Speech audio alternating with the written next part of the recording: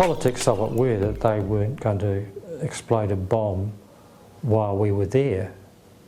So, and they had already in previous years arrested boats that had attempted to do what we were doing, which was to go to the point underneath the barrage balloon from which they hung their device and exploded it. So we knew that one way or another we would be arrested.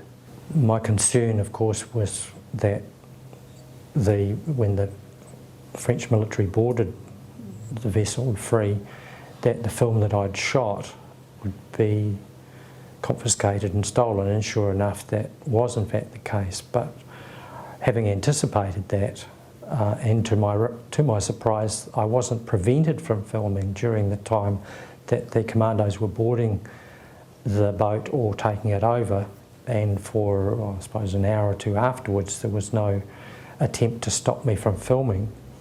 So as I shot each roll of film, which is about 3.5 minutes long, I'd go down below decks and change the rolls, the exposed film, into a can, and then hide the cans of film at various places on the boat.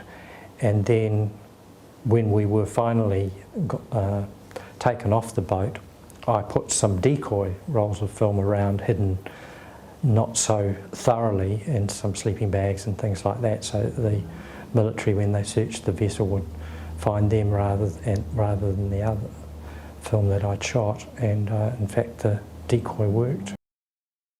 My friend Phil Shingler and I did the research and the writing to an extent, putting the research together, and then we got a director on board to direct the film, and we produced it because it was a big production.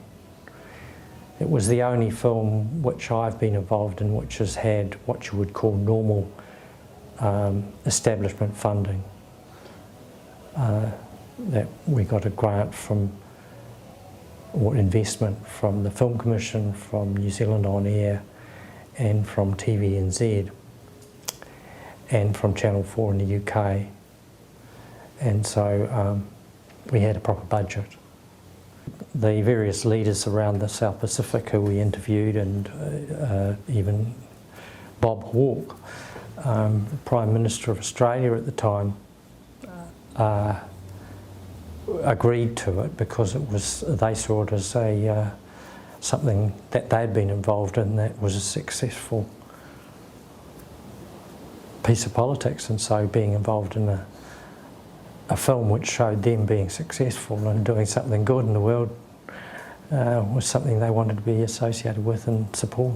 The political action, if you like, of making that film and having it perhaps not shown on Danish television but shown in Australia, New Zealand, the UK and Japan,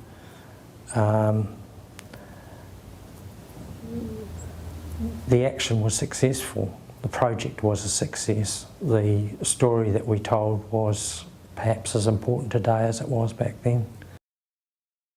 I was so outraged and angry, like tens of thousands, hundreds of thousands of other New Zealanders, about the behaviour of the fourth Labour government, Roger Douglas and David Lange and the rest of them, that I personally felt compelled to want to do something, you know, to express myself, to externalise and manifest some of this anger and frustration that I felt.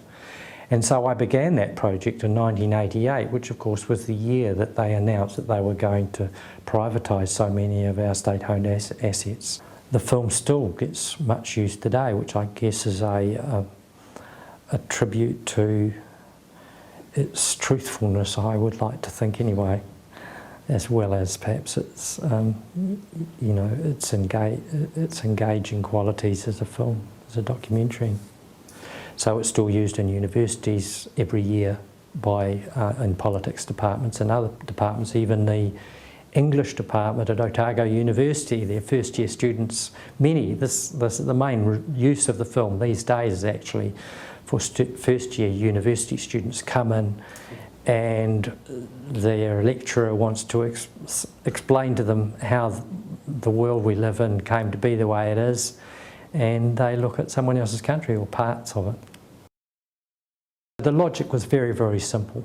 Here was a book, a best-selling book in New Zealand, sells about maybe 4,000 copies. As it happened, The Hollow Men sold 11,000 copies, which makes it going on to almost a triple bestseller in New Zealand. Most books in New Zealand sell even fewer copies than that. If I was to turn, if I was able to help turn that book into a documentary, then the number of people who would have access to the story wouldn't be, say, 4,000 to 10,000, but might be 50,000 or 100,000 or 200,000, depending on if we manage to get it on television on one of the main channels somehow or other.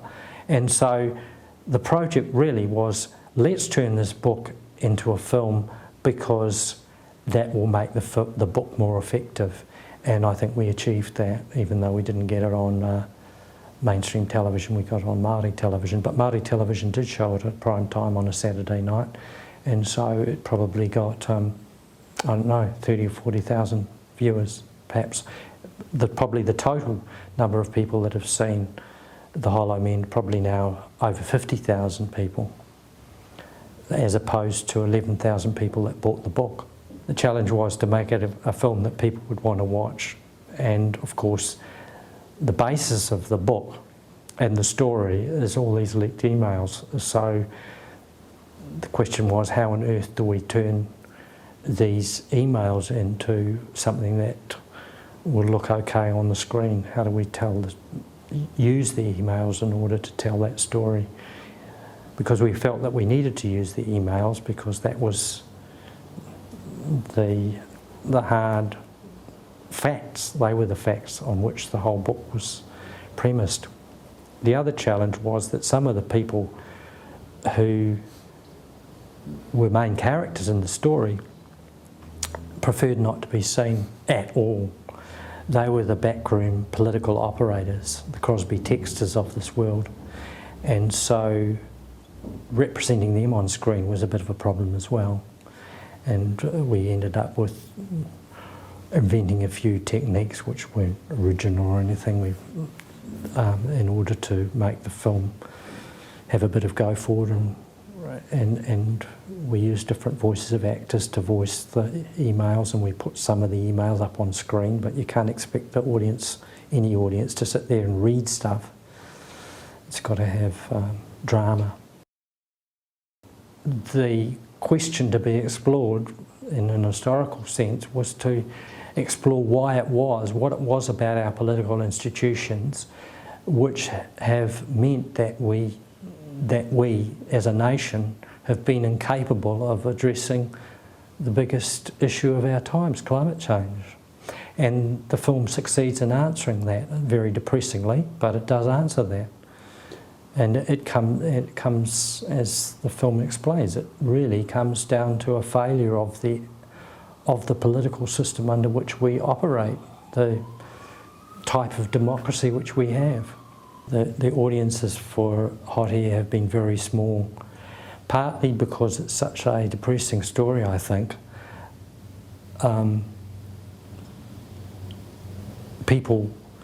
Activists, and there's plenty of climate change activists and activist organisations out there, don't find the film very useful because it's got it tells a depressing story instead of being a particularly motivating story saying, let's get out in the streets or let's write to our MPs or whatever.